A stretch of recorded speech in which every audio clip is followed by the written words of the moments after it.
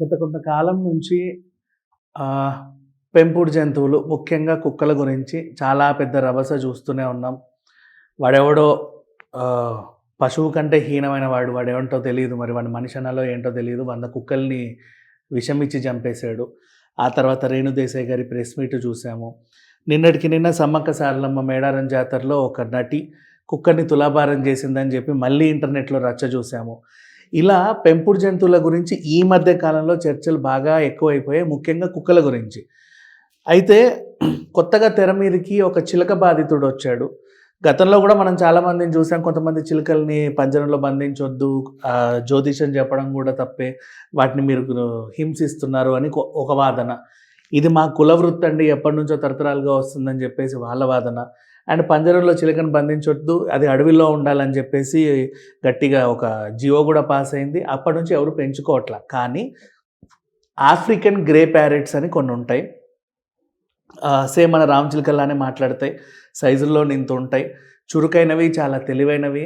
ప్రశ్న వేసినా గుర్తుపెట్టుకొని మళ్ళీ సమాధానం చెప్పే సామర్థ్యము, చురుకుదనం వాటిల్లో ఉంటుంది. ఈ మధ్య కాలంలో ఒక చిలుక బాధితుడు బయటికి వచ్చాడు. మరి కుక్కలకే ఇన్ని సమస్యలుండి ఇంత రచ్చ జరిగే టైంలో ఒక చిలుక బాధితుడు ఒక చిలుక గురించి పోలీస్ స్టేషన్లో కంప్లైంట్ ఇవ్వడానికి కూడా రెడీ అయ్యాడు.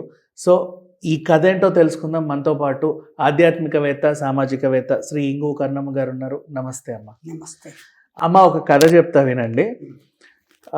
కాట్రేని కొన తెలుసా? తూర్పుగోదావరి జిల్లా. అమలాపురం రావులపాలెం దగ్గరలో ఉంటుంది. అక్కడ కొత్తపాలెం అని ఇంకొక చిన్న గ్రామం. బండారు దొరబాబు అని ఒక ఆయన ఉన్నాడు. కొంచెం అంటే మోస్తారు, కొంచెం డబ్బు ఉన్న ఆయన, పర్వాలేదు. అంటే మరి ఓ రిచ్ అంతా కాదు, మోస్తారు. ఈయనకి ఏంటంటే పెంపుడు జంతువులు అంటే ఇష్టం, ముఖ్యంగా చిలుకలు అంటే ఇష్టం. రామచిలుకల్ని పెంచుకునే సౌలభ్యం లేదు కాబట్టి మాట్లాడే చిలుక కావాలనుకోండి. ఆఫ్రికన్ గ్రే ప్యారెట్ ఒకటి హైదరాబాద్ ఇలా వస్తే ఎక్కడో కనబడింది, కొన్నాడు. 3 ఏళ్ళు అయింది. దానికి దొరబాబు అని నేర్పించుకున్నాడు. అది కూడా బండారు అనేది. బాగుంది వీళ్ళిద్దరి మధ్యలో ఫ్రెండ్షిప్. రీసెంట్లీ సంక్రాంతి వచ్చింది. ఎందుకో అంటే అందరూ కైట్స్ ఎగిరేస్తున్నారు, అవన్నీ ఆకాశం అంతా కలర్ఫుల్గా ఉంది. నా ముద్దుల చిలకకి ఆ రంగుల ప్రపంచాన్ని చూపిద్దాం అనుకొని, రామ్మ నీకు ఒకటి చూపిస్తానని చెప్పి జస్ట్ డోర్ తెరిచి ఇలా చూడు అన్నాడు. దగ్గరికి వెళ్ళి చూడడానికి వెళ్ళిపోయింది. చూసొస్తాను అని చెప్పితే సరే వెళ్ళిరా అని చెప్పి సాగనంపాడు. పతంగులన్నీ కిందికి వచ్చాయి, ఎటు పతంగ వెళ్ళిపోయింది. పండగ కూడా అయిపోయింది, కానీ చిలక రావట్లా. ఆఫ్రికా వెళ్ళిపోయిందేమో. 10 రోజులు అయ్యింది, ఇప్పటికీ చిలక రావట్లేదు. నాకంటే నవ్వాలో లేక బాధపడాలో అర్థం కావట్లేదు సిచ్యువేషన్.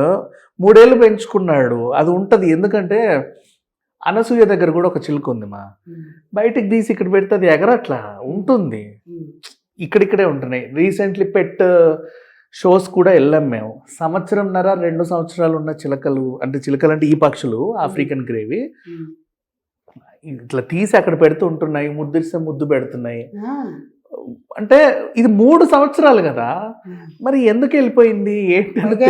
బాగా కొన్నాడు అంటున్నారు. ఎంత పెట్టుకున్నాడు? 80,000 పెట్టుకున్నాడు.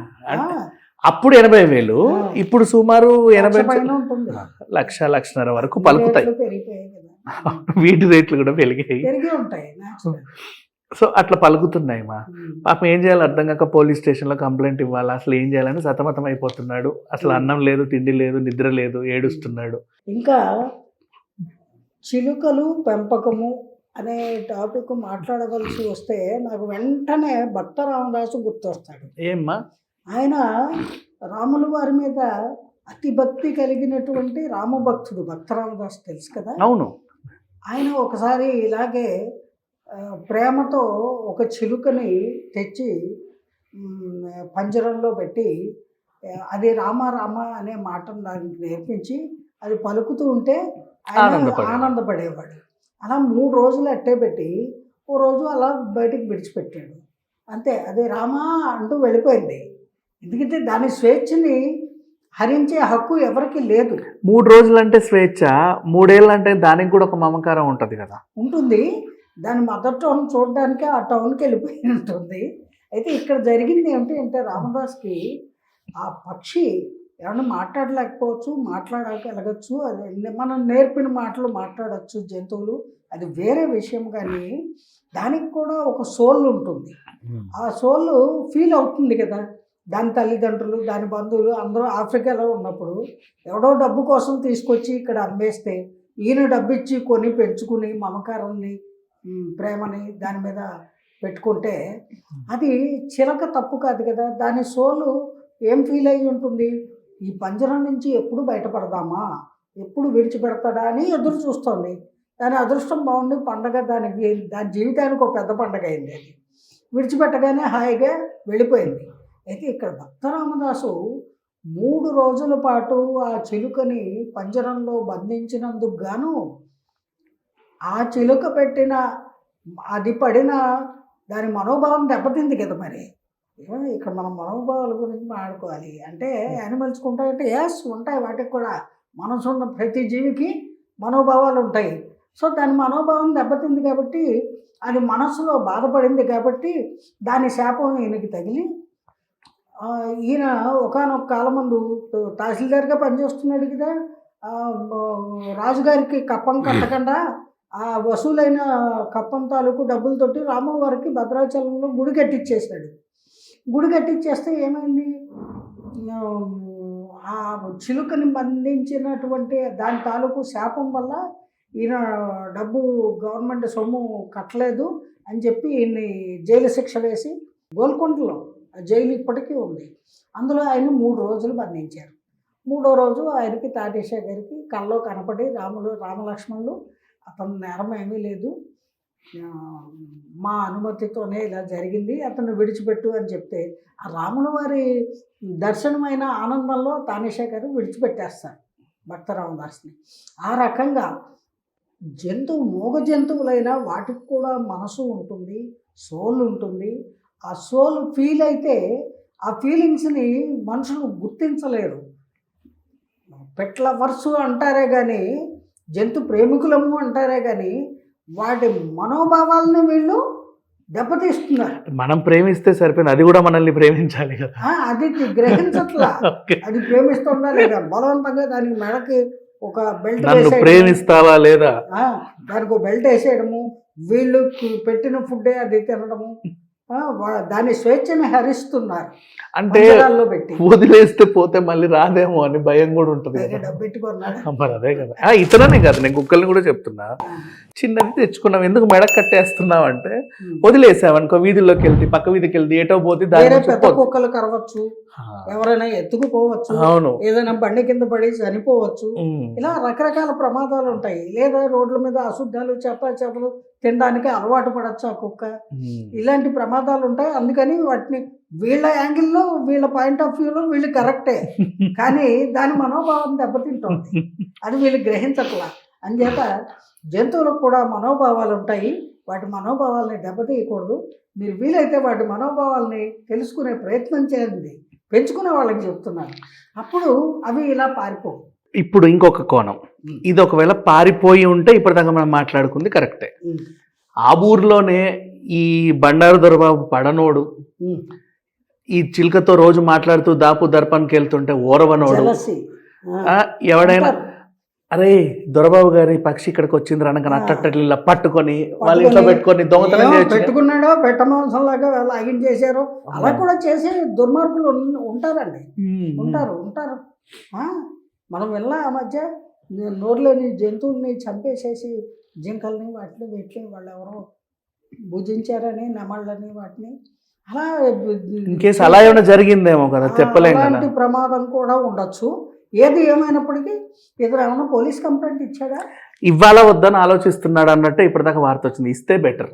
అంటే పోలీసులకి పాపము వాళ్ళకి ఉన్న సమస్యలు, ఉన్న ప్రాబ్లమ్స్, ఉన్న జాబ్ హెవీ వర్క్ చాలక మా పెంపుడు జంతువు పోయింది వెతికించి పెట్టు అని ఇలాంటి కంప్లైంట్స్ కూడా వస్తే ఇంకా అదనపు పోలీసు బలగాల్ని ప్రభుత్వము నియమించాల్సి ఉంటుంది. ఇందాక మీ దగ్గరకు వస్తూ ఉంటే నేను ఎక్కడ ఏసీ గార్డ్స్ మాసప్ ట్యాంక్ నుంచి ఒక మెలిక తిరిగి నాంపల్లి వెళ్ళే దారి అట్నుంచి వస్తుంటే ఒక అపార్ట్మెంట్కి నేను టర్నింగ్లో గేట్కి పెద్ద ఫోటో చూసా, పిల్లి తప్పిపోయింది, ఉమ్. దయచేసి ఎవరన్నా తెచ్చిస్తే 5,000 బహుమతి ఇస్తామని చెప్పి గోడకు పెద్ద పోస్ట్ ఉంది. ఇప్పుడే ఇందాక గంట వాడు క్రితం పెంపుడు చూసి పిల్లి అన్నమాట.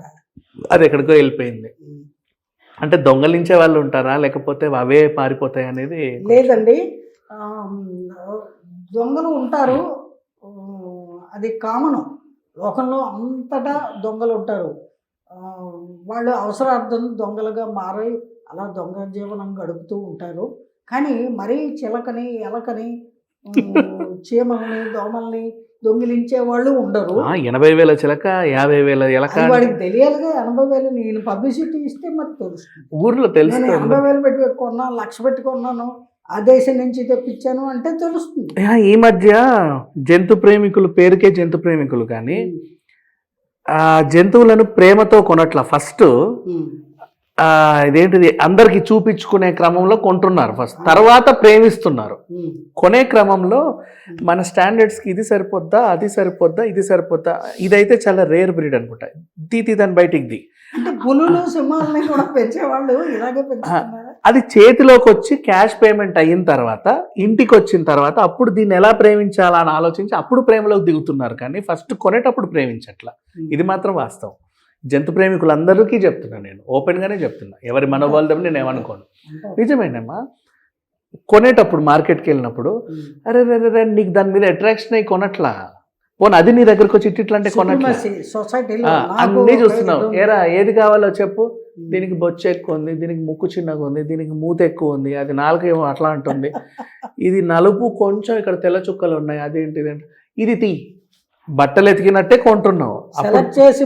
అప్పుడు నీకు ప్రేమ లేదు. నువ్వు తెచ్చుకున్నాక నీ ఒళ్ళోకి వచ్చిన తర్వాత అది కాసేపు నీ మూతో ముక్కో ఇచ్చుట నాగితే అప్పుడు ప్రేమ పుడుతుంది. నువ్వు జంతు ప్రేమికులు ఎలా అవుతావు? నేను అట్లా అంటే అందుకని చెప్పేసి వీళ్ళకి ఎమోషన్స్ రావట్లా. బేసికలీ అది చనిపోయిందా, మళ్ళీ దాని స్థానాన్ని భర్తీ చేయడానికి ఇంకో కుక్కను తెచ్చుకుంటున్నావు. అంతేగాని దానికోసం నువ్వు విరహ వేదన అనుభవించట్లేదు. రోజు ఫోటో చూసి ఇట్లా ఆకాశం వైపు చూసి ఎక్కడున్నావే తల్లి అని. అప్పుడు కదా అట్లా ఉంటే నువ్వు జంతు ప్రేమికురాలని నేను ఓకే అనుకుంటా. యాక్చువల్గా అండి, జంతు ప్రేమికులు అంటే ఎలా ఉండాలి అంటే నా అభిప్రాయం చెప్తున్నాను. ఈ సృష్టిలో మానవులతో పాటు అనేక క్రిమి కీటకాలు, జంతువులు అనేకము భగవంతుడు సృష్టించాడు. వాటి జన్మ క్రమము కొనసాగుతోంది. అయితే వాటిని హింసించకూడదు, అకారణంగా వాటిని గాయపరచకూడదు, వాటిని బంధించకూడదు, వాటిని చంపేయకూడదు, ఎటువంటి దుర్మార్గ పనులకి తెగబడకూడదు. అది జంతువుల పట్ల ప్రేమ ఉన్నవాడు చేయకూడని పనులు అవి. ఇంకా జంతువుల పట్ల ప్రేమ కనుక ఉంటే ఏదైనా వాటికి ఆహారము మీరు అవి తినదగిన ఆహారము ఏర్పాటు చేయగలిగితే చెయ్యండి. ఇంకా మీరు వాటికి ఏమన్నా చెయ్యాలి అంటే ఆ జంతువుల్ని ఒక ప్రదేశంలో పెడతారు కదా, ఆ ప్రదేశంలో వాటికి ఏదైనా అనారోగ్యం వస్తే వెటర్నరీ డాక్టర్లు ఉంటారు, వాళ్ళకి ఫీజులు అవి మీరు కట్టండి, వాటికి వైద్యాలు చేయించండి. గాయపడిన జంతువులు, గాయపడిన పక్షులు ఉంటాయి కదా, అది జంతు ప్రేమికులు చేయవలసినటువంటి పని. వాళ్ళని జంతు ప్రేమికులు అంటారు. పోనీ స్తోమత లేకుండా తీసుకెళ్లి గవర్నమెంట్ వెటర్నరీ హాస్పిటల్లో అయినా చూపించి తీసుకొచ్చి మళ్ళీ అక్కడ పెట్టిన పర్ల. అంతేగాని జంతు ప్రేమ అంటే ఓ ₹1,00,000కో ₹1,00,00,000కో సెలెక్ట్ చేసి ఇది వరకట్నం ఇచ్చి పెళ్లి చేసుకున్నట్టు సెలెక్ట్ చేసి తీసుకొచ్చి దాన్ని బంధించేసి దాని స్వేచ్ఛని హరించి దాని సిట్ స్టాండ్ అని ఇలాగ వాటిని హింస పెట్టడానికి వాటి మనోభావాలని దెబ్బతీయడమే. అవి తిరిగి చెప్పలేవు, ఆ సమయం వచ్చినప్పుడు అవి చూపిస్తాయి.